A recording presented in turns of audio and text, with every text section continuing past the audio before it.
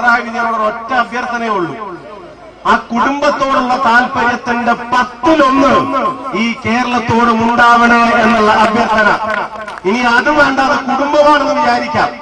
കുടുംബത്തോടുള്ള താല്പര്യത്തിന്റെ 10-1 വേണ്ട, ചുരുങ്ങിയത് നരേന്ദ്രമോദിയോടുള്ള താല്പര്യത്തിന്റെ 10-1 കേരളത്തിനോട് ഉണ്ടാവണേ എന്നുള്ളതാണ് ഞങ്ങളുടെ അഭ്യർത്ഥന.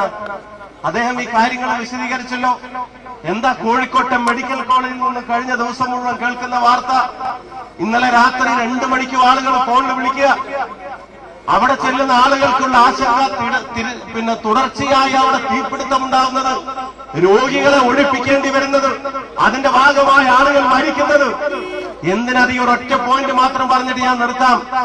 102 ആളുകളാണ് കഴിഞ്ഞ 1 വർഷത്തിനുള്ളിൽ കേരളത്തിൽ വിഷബാധ ഏറ്റു മരിച്ചത്. പ്രസിഡന്റ്, 102 ആളുകൾ. അത് 20 പേർ പ്രതിരോധ കുത്തിവെപ്പ് നടത്തിയവർ. മലപ്പുറത്തും പത്തനംതിട്ടയിലും കൊല്ലത്തുമായി 7ഉം 5ഉം 3ഉം വയസ്സുള്ള 3 കുട്ടികൾ ഉൾപ്പെടെ മരിച്ചു എന്നാണ് പറയുന്നത്. കേരളത്തിന്റെ ആരോഗ്യ വകുപ്പിനെ അനാരോഗ്യ വകുപ്പാക്കി മാറ്റിയ ആളുകൾ, കേരളത്തിന്റെ ആരോഗ്യമന്ത്രി അനാരോഗ്യ വകുപ്പ് മന്ത്രിയായി മാറിയിരിക്കുന്നു എന്നുള്ളത് ഇവിടുന്ന് ജനങ്ങൾ നിലവിളിച്ചു പറയേണ്ടി വരിക. കുത്തിവെപ്പ് നടത്തിയിട്ടും കുട്ടികൾ ഉൾപ്പെടെ മരിച്ചു വീഴുക. എന്തൊരവസ്ഥയാണെന്ന് ആലോചിക്കണം. ഒരു ആർജവുമില്ല, ഇച്ഛാശക്തിയില്ല, നാട്ടിലെ ജനങ്ങളോട് താല്പര്യമില്ല. ആശാ വർക്കർമാരുടെ ഉൾപ്പെടെയുള്ള കാര്യങ്ങൾ ഇവിടെ പറഞ്ഞു. എന്നിട്ട് എല്ലാം കഴിഞ്ഞിട്ട് നമ്മൾ തുടങ്ങി വെച്ച പ്രൊജക്ടിന്റെ മുനീർ സാഹിബൊക്കെ പറഞ്ഞതുപോലെ പ്രസവം എടുക്കാൻ വന്ന ഡോക്ടർ കുട്ടിയുടെ അച്ഛനാവാൻ നോക്കുന്നത് പോലെ ചില ഏർപ്പാടുകളും കൊണ്ട് ഇറങ്ങിയിരിക്കുക. വിഴിഞ്ഞത്തിന്റെ കാര്യം അതവിടെ സൂചിപ്പിച്ചു.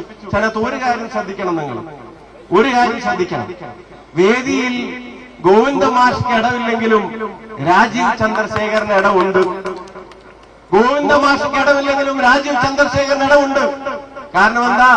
CJPയുടെ ആളുകൾ മതി എന്ന് തീരുമാനിക്കുമ്പോ പിണറായി വിജയനും രാജീവ് ചന്ദ്രശേഖരനും നരേന്ദ്രമോദിയും അവര് 3ഉം കൂടെ ബാലൻസ് ചെയ്തിട്ട് ഗോവിന്ദ മാഷെ താഴെ ഇരുത്തി. ഞാൻ ഒരു കാര്യം നിങ്ങളോട് പറയാ, ഇത്തവണ പോളിംഗ് ബൂത്തിലേക്ക് ചെല്ലുമ്പോ വോട്ട് ചെയ്യാൻ കാത്തു നിൽക്കുന്നവരുടെ പട്ടികയിൽ, കൈപ്പത്തിക്കും UDFനും വോട്ട് ചെയ്യാൻ കാത്തു നിൽക്കുന്നവരുടെ പട്ടികയിൽ കോൺഗ്രസുകാരും UDFകാരും നിഷ്പക്ഷരായ ആളുകൾ മാത്രമല്ല, ഇടത് സ്വഭാവമുണ്ട് എന്ന് അവകാശപ്പെടുന്ന സഖാവിന്റെ വോട്ടും ഇത്തവണ ഐക്യജനാധിപത്യത്തിനുള്ള കാര്യത്തിൽ സംശയം വേണ്ട. ആ ധർമ്മ പോരാട്ടത്തിൽ ഇറങ്ങി തിരിച്ച നിങ്ങൾ എല്ലാവരെയും പ്രത്യേകം അഭിവാദ്യം ചെയ്യുന്നു.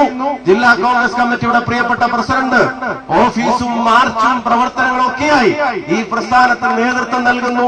സജീവമായി പ്രസ്ഥാനത്തെ നമ്മൾ കെട്ടിപ്പടുക്കുന്നു. നമ്മുടെ ലക്ഷ്യം ഈ ലോക്കൽ ബോഡിയിലും വരുന്ന നിയമസഭാ തെരഞ്ഞെടുപ്പിലും ജനം ആഗ്രഹിക്കുന്ന വിധിയെഴുത്ത് ഇവിടുന്ന് ഉണ്ടാക്കി കൊടുക്കുക എന്നുള്ളതാണ് പ്രതിപക്ഷ നേതാവിന് ഉറപ്പ് നൽകുന്നു. എണ്ണുമ്പോ കോഴിക്കോട് MLA-മാരെ എണ്ണിക്കോളുമെന്ന് ഉറപ്പ് നൽകിക്കൊണ്ട് സമരാഭിവാദ്യങ്ങൾ നേർന്നുകൊണ്ട് നിർത്തുന്നു. നിങ്ങൾക്ക് ഏവർക്കും ഈ പൊള്ളുന്ന വെയിലിനെ വകവയ്ക്കാതെ ഈ പോരാട്ടവുമായി കടന്നു വന്ന കോഴിക്കോട്ടെ പാർട്ടി പ്രവർത്തകന് ഹൃദയത്തിൽ നിന്ന് സമരാഭിവാദ്യങ്ങൾ നേർന്നുകൊണ്ട് നിർത്തുന്നു.